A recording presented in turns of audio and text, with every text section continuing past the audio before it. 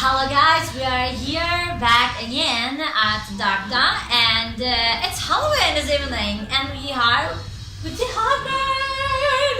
I can't believe you're here! How do you feel? Excited. To be in Italy is always very great experience. Yeah, really? Yeah. Did you like it? Oh, I love it. Oh. It's very, but this is very clear. It's not a question, hopefully. Oh. Not a zeroism. No, we love to be here and we're also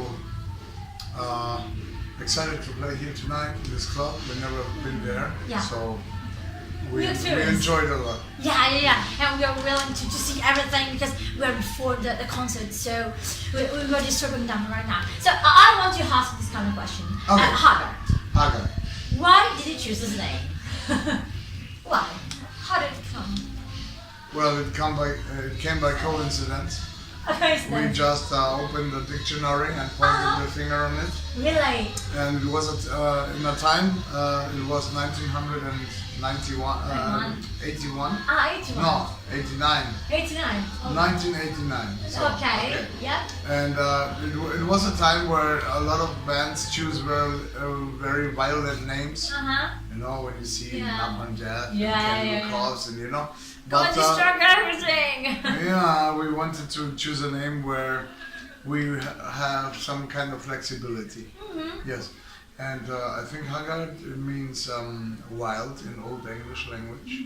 That is a perfect name for us. Okay, nice. And so you are a huge band when it comes to numbers. I mean, there are really many of you. And how is it to have so many members in it? I mean, how can you manage to complete everything? It's usually more complex when there are many people working. It depends. Always depends on the people. That's nice. You can have you have a complex situation when you have three people and you have three contrary personalities. But regarding Haggard, I just can say that we're all going in one direction, and we definitely fit together. Different personalities, but you know, the human level is the same. Okay. And this is the secret key. Yeah, definitely. So we had shows where we were 25 people. We had shows where you know, yes. So it's not a matter of people numbers or the number. I think it's a matter of personality and respect, and this is 100% Haggard. Yeah, that's really beautiful to hear. And when it comes to the making of the tracks and music, do you all take part, are involved in the process, or there are some people who are more accustomed to some stuff? No, in the main process not. I'm doing the main process, and of course we sit together then and to discuss because you know. We have a lot of musical knowledge in Haggard, so it would be very not clever, unclever for me to finish everything and to carve it in stone. It's just the concept, the lyrics, the melodies and stuff like that. But for example, the piano parts, I cannot write them as I'm no pianist, so I need a piano player for this. So everybody brings its skills into Haggard. There's contribution. Yes, exactly. But the main, how can I say, the main parts are the body of the structure, the main structure. Yeah, well, definitely. Yeah. Okay, so that's how you work. Yeah. Oh, nice to hear. And so how did this kind of approach come to life? How did you develop it? And also, which musical influence made you create this kind of style? Well, it came around 1995. Yeah. Where we were playing some kind of progressive or technical death metal at this time. And I felt that it is not the final music that I want to do. And at this time I was already listening to a lot of classical music. And because there's a lot of folk and classic music and what you do today Exactly, and now. exactly. So we were talking about the influence and how did you develop your style? Old death metal bands like Death and I don't know, Autopsy, a lot of US death metal bands, mainly old bands, classical music, Okay. medieval music, the whole range from Vienna classicism to How can you Renaissance. manage to mix so many and so different kind of styles? How do you do that? It's beautiful and it's unbelievable. Thank you. I don't think about how to manage this. It just comes out. It just goes out. Exactly. And so you began in I knew 91, but it was 89. 89. Okay. Originally 89. Originally 89. And so we are now in 2018. How many transformations have occurred to come where we are now? I think one. One main. Just No, one. no, two. Two. We started like mainly playing metal Mm-hmm. in 89, and then in 95 we met with our piano player Hans. Well, it was pretty early, so he's this is now 23 years when I count. Yeah. You know, so he gave us also a lot of, how can I say, it's mainly why we work with a lot of piano parts and everything. Why piano is really also taking a big part in Haggard. And then it was 95, and I would say 96 was the next big break, because then I decided to put a lot of musicians in Haggard, and this was Big the main switch then to the lineup that it's today. And since then, I think there were like 200 people into Haggard, or maybe more, maybe 250 different musicians, but it's worth it. It was not a concept, it was just the need to, I was not planning it.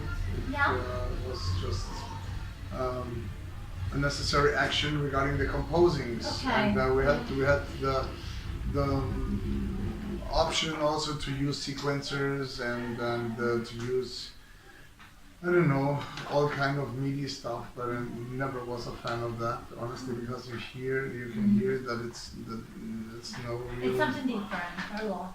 Also live, I mean, I know the bands who play with this MIDI classical stuff. Yeah. They are forced to compose in a way where they have to entertain the people. So it means they have an intro, a classical intro, but then, for example, when we have a part like taking 2 minutes, a classical part, they cannot be on stage just with a sequencer playing and doing nothing. Yeah, of course. We have the musicians, so they are playing, you different. can watch, you can feel, you can see. Honestly, it's totally different. It's completely different. So it's not about the fact that you have more value than like a 4-people band.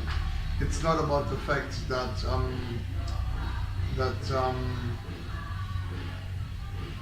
it's, you know, more for the eye. You have to.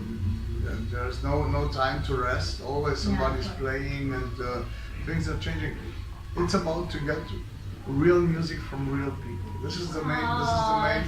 It is like that. Has to be. And it was hundreds of years and hundreds and hundreds and hundreds of years. It was just common.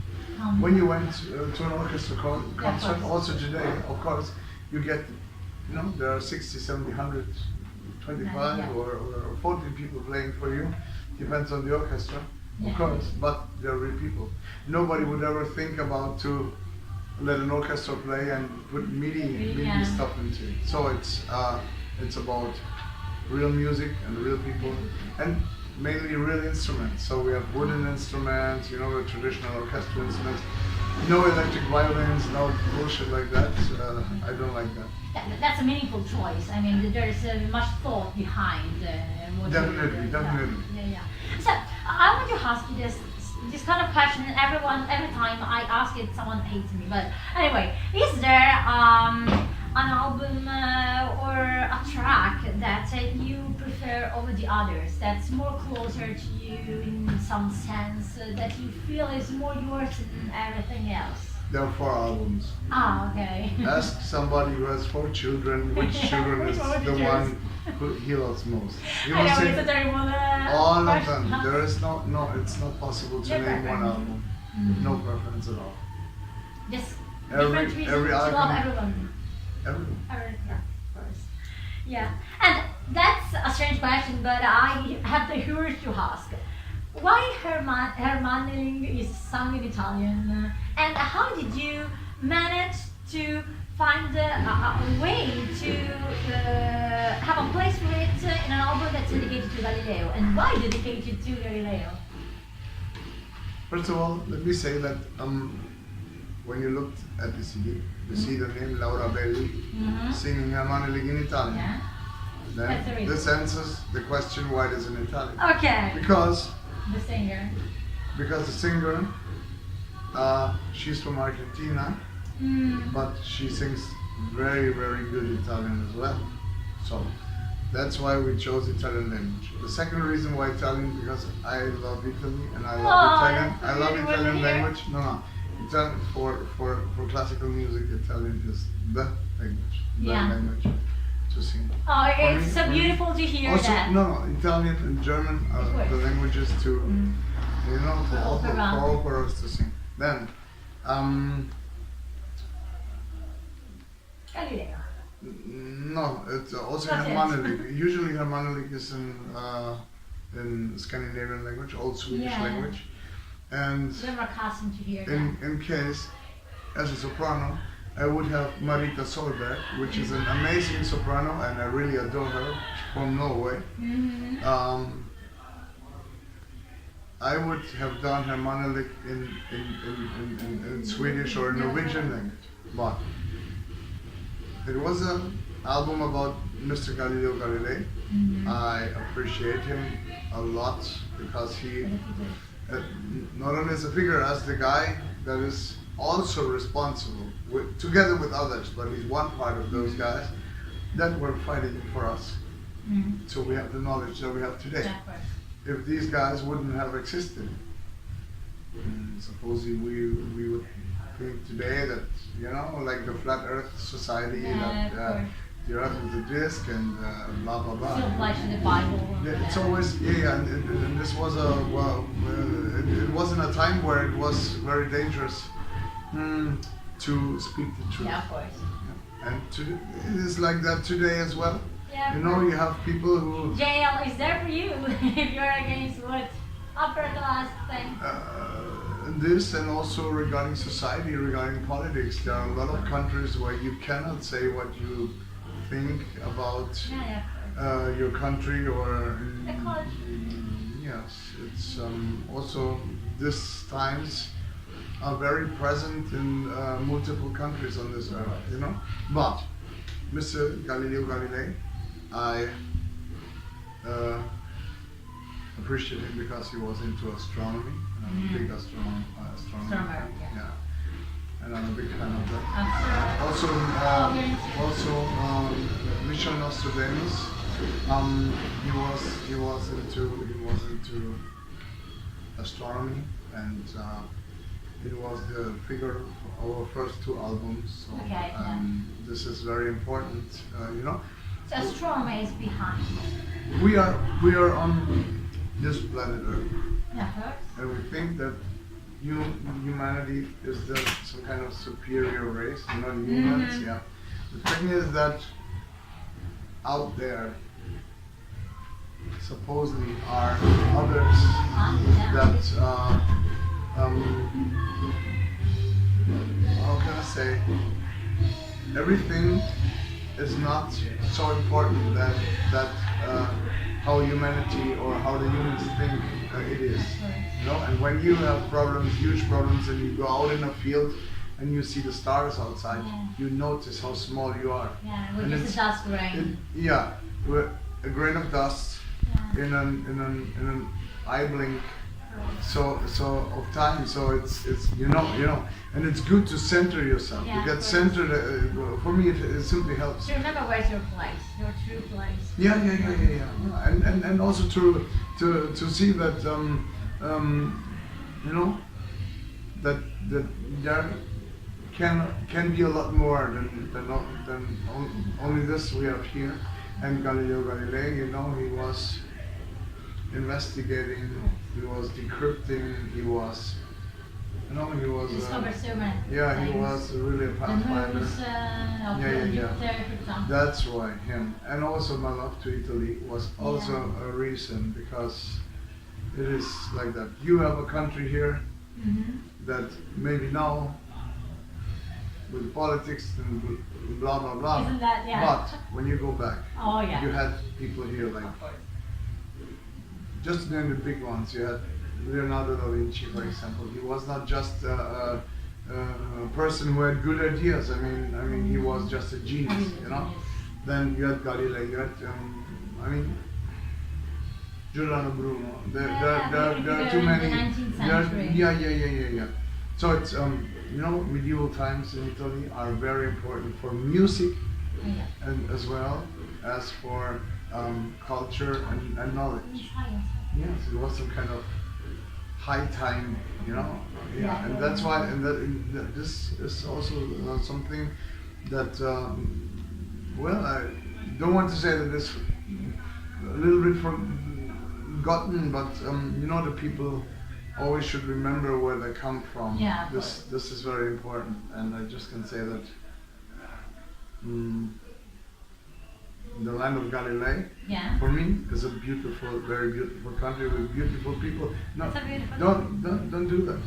I'm just saying the truth. It's nothing to. But it's beautiful to hear. It's beautiful to hear, because to see the country that's appreciated for what it was, for what it gave, that it is recognized for the value. Okay, but these are the times.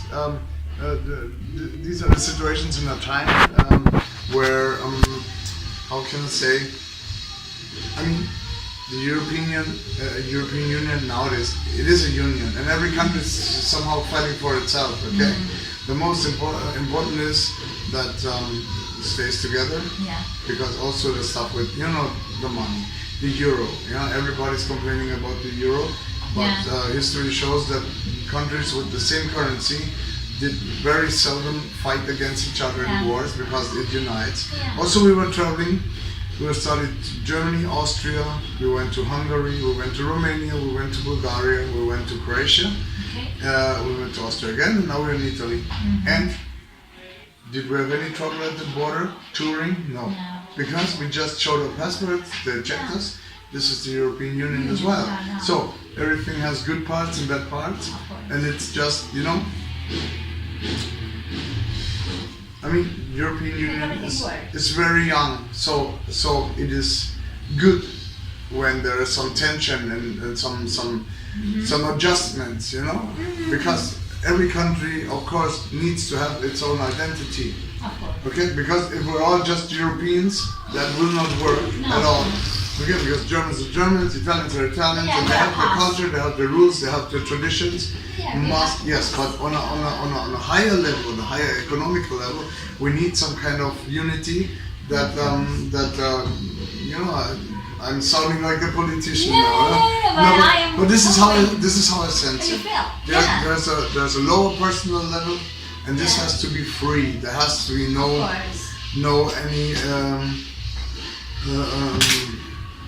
bombardments from the European Union regarding this, because the traditions are traditions and nothing will be changed, only because some guys in Brussels are craving for it. But on a higher level, it simply makes sense to stand together, because when you see how what freedom you have traveling and stuff like that. As a band, I just can tell you it is amazing. There were in former times where the borders, for example, where Czech Republic was not in the European Union, and also other countries were not there. It was a lot more difficult to tour, to travel to the fans. Now it's easy. Now everything is at least a little bit more comfortable. Yeah. And maybe that goes well with what we were saying before. It's not a matter of how many. It's a matter of how. How? This is also regarding the people. Yeah. This is regarding everything. Everything. What is the way? And the way, and if you do it the right way, it will work out. Yeah. As simple as that. Simple rule, but maybe it should be remembered more than it's usually done by people.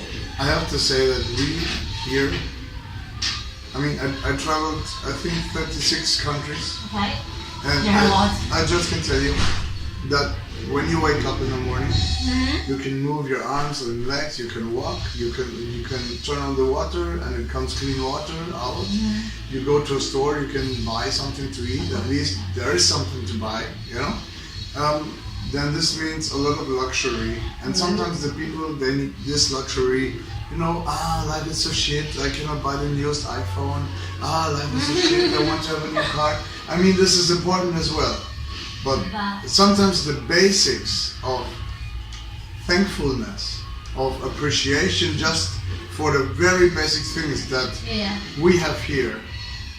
After the Second World War, there's like a long period that we were allowed to have peace as well. Yeah. This is something that I always keep in mind, and traveling to other countries, I just can tell you, it is not for granted.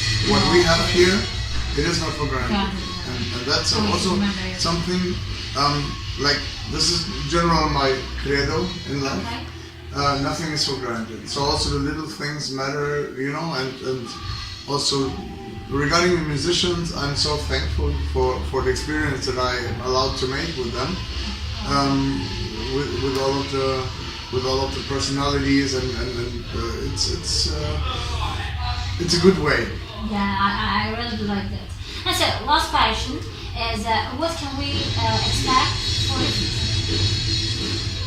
Next year, new music. Ooh. Together with 30 years of Haggard. Yeah. There will be specials. We will be on tour. I think that now it's already worldwide around 80 concerts that we have. I think they're gonna be like not in a row, but during the next 1-2 years there will be a lot of live presence of Haggard. Also Italia. Yeah! You're so happy. Yes, there will be the new CD about the Brothers Grimm. Finally, we have our own record label now, and we do some kind. We have the control about how our music getting about the marketing, about the publishing, everything, and it's reasonable. I'm doing 30 years Haggard now, and at a certain point, you need to have the control about your own music. Definitely, and. That's good spoilers. We're so happy to hear everything. Yeah. So thank you so much. You were so great. Your words were really inspiring. I have to thank you, and sorry for being a little bit tired. I have to say, of course. You hear it in my voice. Yeah. Because I'm also doing the tour management in the tour, and I have to speak the whole day and sing 2 hours in the evening. I'm a teacher, so I can understand what does it mean to talk all day with people and explain again and again. Yeah. I just can say, Galileo voice works a lot. Best friend. Fantastic. Is best friend? Yeah, that was right. Okay. No. So, have a rest now. It was a pleasure. Yeah, it was a pleasure for me. And so, thank you so much. And we will see you later on the stage. Bye bye.